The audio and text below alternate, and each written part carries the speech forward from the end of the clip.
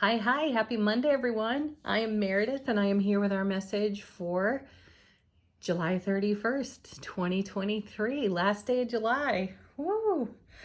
All right. What do we have going on? We have the Witch's Tarot on the table for our message today. We've got the Sun in Leo, the Moon is in Capricorn, and we've got our gorgeous retrograde planets, Saturn, Pluto, Neptune, Venus, and in the close to midnight, the moon's going to shift signs into Aquarius. So for August 1st, we have a full super moon in Aquarius. We also have the Lionsgate portal opening, or has opened. So that's happening. I do not know enough about the Lionsgate portal, so I'm going to self-educate and we're going to do a reading about it because I'd like to know more. And I've said this for several years that I could use a more expansive education on what this actually means for us. So stay tuned. We'll see it in the cards soon. And I think the official date of the Lionsgate portal is 8/8. So next week. All right, cards, energy atmosphere of the day, guidance, insight, enlightenment. What did they have to say for us? Our first card is Two Wands. Stepping through a gateway, crossing thresholds, entering portals. There it is, Two of Wands. Stepping into a new world of opportunity. That's what this card is all about. And it's obviously opportunities of our own making. When there's an ace nearby, and we'll see if there is, there's typically a boost from the universe lending a hand up as we move deeper into our spiritual journey. I feel a leap of faith on this card, and I also intuitively feel the ever-evolving message of how we are challenging ourselves in the now, which I sense is connected to some of the retrograde energies on offer to us. And I also sense that we're bringing into the now moments some of the deep spiritual journey work that we've done around the eclipses. So check that out for yourself. Again, we talked about this perhaps last week. We'd seen the Eight of Cups recently, which for me is an eclipse card. And of course, I mentioned doing some hindsight review for yourselves, taking a look at your journals and getting refreshed on what was important to you at the time of the eclipses in the spring and last fall. So check that out because I feel like it's connected to this Two of Wands and the momentum that is propelling us onward through this gateway. Let's see what's next. Karma. Number 20. This is the Judgment card. Looks like the moon, doesn't it? With a hint of the Three of Cups. Whenever you see the Judgment card, there is an inner calling. I love how this card is done. And here I am speaking on eclipses, and it looks like this is an eclipsed sun on this card. So we're answering an inner calling, likely to step into the momentum that we have flowing in the now, to cross a threshold to new opportunity, new experience. Though karma, as it's called in the Witch's Tarot, could mean that we are doing some hindsight review. Pardon. I hope the video did not pick that up because my tummy just did the biggest rumble ever. Feed me.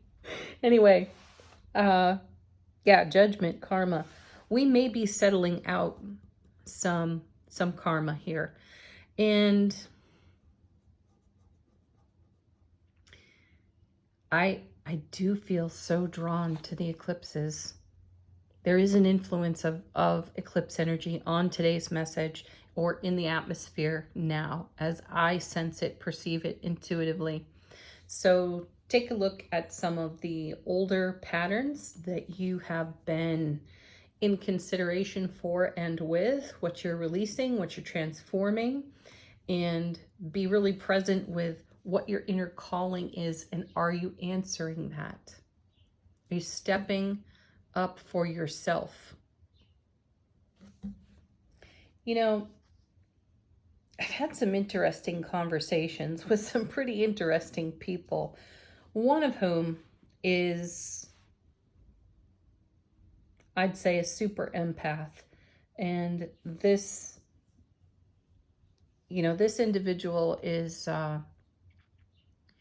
keenly aware of shifts and changes within the earth frequency and within the heavenly bodies here too, that are retrogrades and such.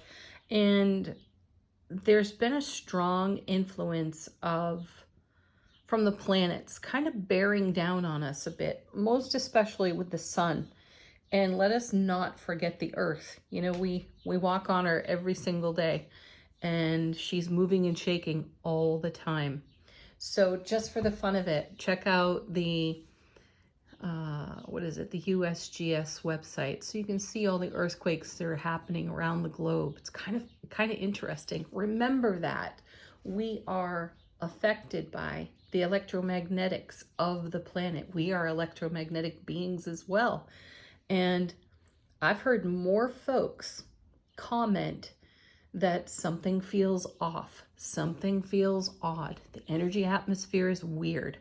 Well, additionally, check out spaceweather.com. Take a look at what's going on with the CMEs, the solar flares.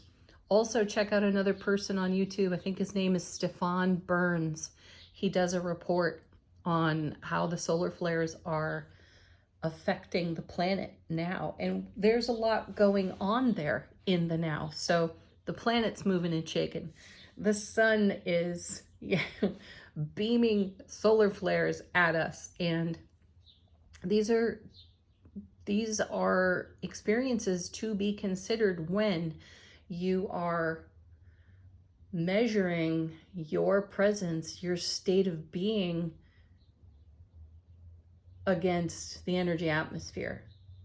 Be present with yourself and mindful that the planet that you have the good fortune to live on is being affected by everything in the heavens as well. And right now, that atmosphere is quite intense. So take a look at your inner calling and take a look at what the planets are doing. Get refreshed on your astrological chart, and also take great advantage of what's on offer to you with these energies. It's one thing to acknowledge that we can feel odd or a little bit off, or our empathic, intuitive abilities can feel ramped way the heck up.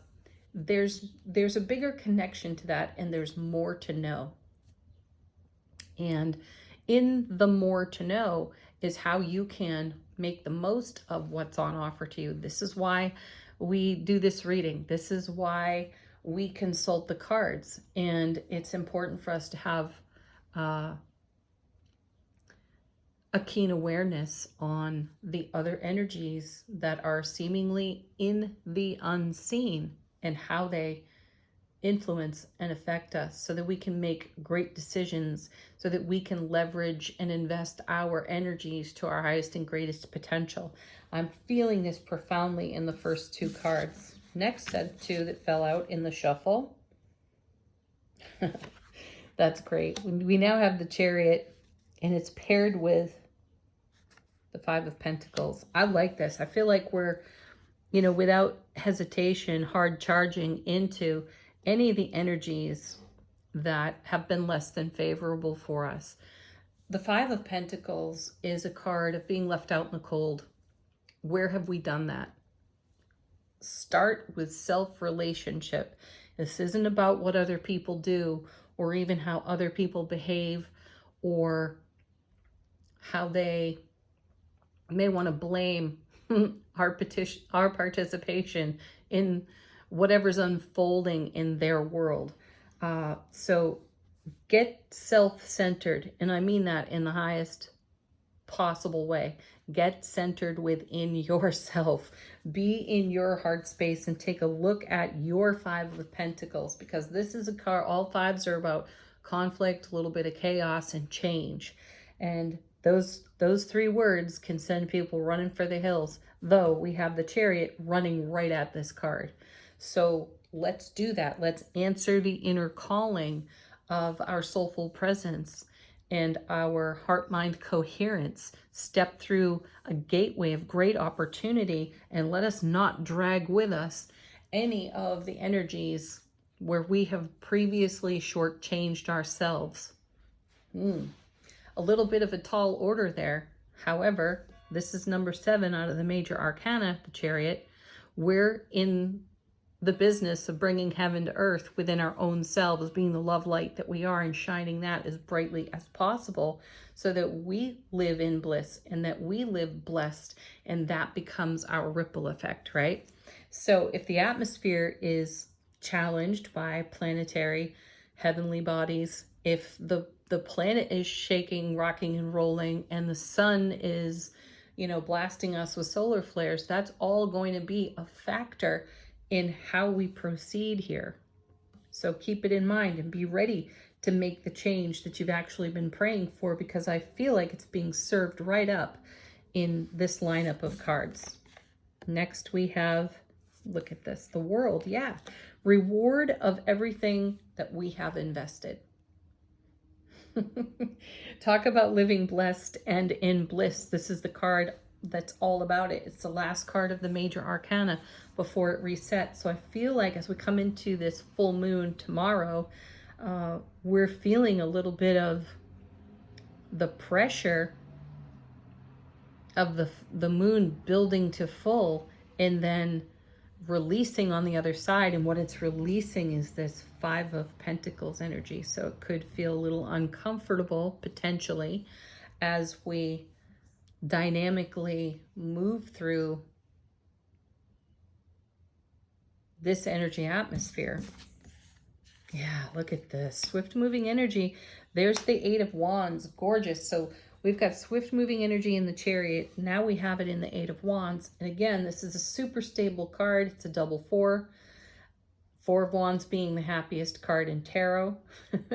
This is a card of communication, incoming information. So definitely be listening to your intuitive inner oracle, and also be on the lookout for signs and symbols within the energy atmosphere that are speaking specifically to you in a serendipitous way, so that you do get a good keen eye on your Five of Pentacles and can instead step into the reward of all of your spiritual journey work over here. Whew, that's a lot. That's a lot of interesting energy. Bottom of the deck, what's in the unseen? How is the universe supporting us in this interesting flow?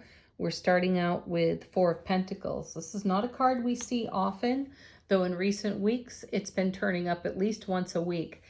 And I know that this card is called the Miser, and I don't exactly agree with that label. If it were reversed, perhaps I would. And what is this card all about? 4s, as you know, super stable energy. So this is really grounded and stable energy here in the 4 of Pentacles. And this is really a message about having something of value to share and being poised to share it. I do not feel that this is a miserly energy, nor is it a hoarding of one's value, right? We share what is of value to us. So do recall we've got the 5 of Pentacles over here, and this is something that we are about to harmonize and settle so that we can bring out the blessing of this 4. The universe is giving us a hand with that. And then we have another 5. 5 of Wands, inner debates, inner arguments, which may come of this karma/judgment card as we cross the threshold to a new world of opportunity on this too. We're going to move swiftly through all of this. It's going to be very dynamic for us. So we're going to have to think on our feet and really rely on our spiritual reflexes here. Oh, nice. I like seeing this. Here's the Emperor. Talk about stable. He's number 4 out of the major arcana, so more stability here. He is nicknamed the Know-It-All, and I can appreciate that nickname, that label for the Emperor. He's the father of tarot.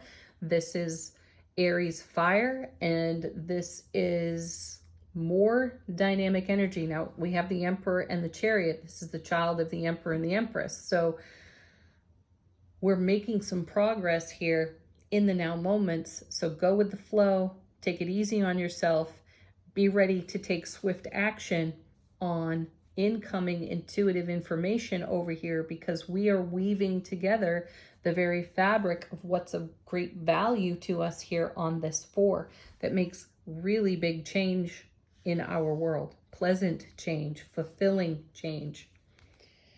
Holy cow. Emperor and the Death card. Hello, Scorpio. Transformation. There's a big transformation happening. So again, the reason I mention all this information about check out what the planets are doing and how they're moving through your chart, the solar flares, the earthquakes, how all of this comes together and blesses us with the very change we've manifested and prayed for. And this energy is going to move fast. There's zero hesitation here. One of the reminders when you see the Emperor too is that he may be sitting comfortably there on his throne. He's ready for action. I mean, he's in armor here on this card.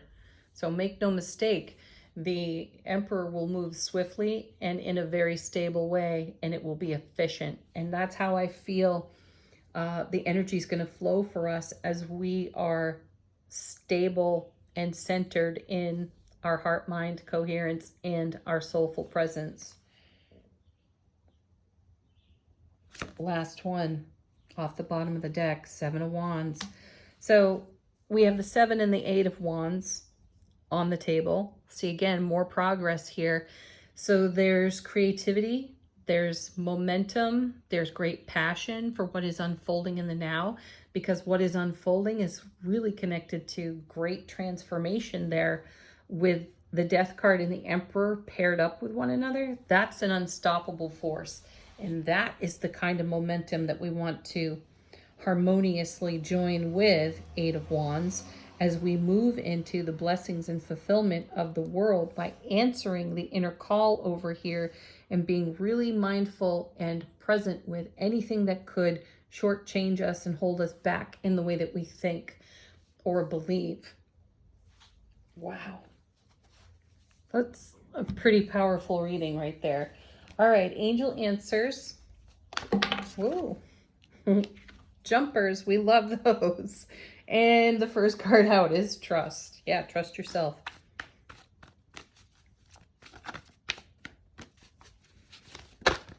Next, trust the big happy changes that are unfolding in the now.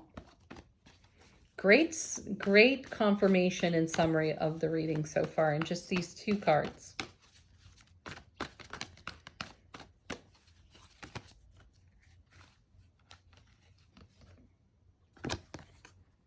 Improving health.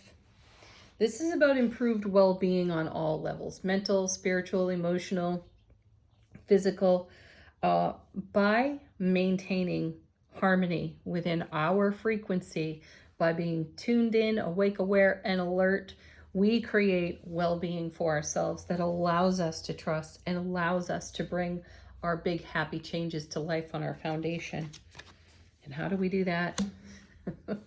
We take action, of course, as described by the Emperor showing up with the Death card and the Chariot in the reading. All right, final word from Feminine Wisdom Oracle. How is our soulful presence informing our waking consciousness?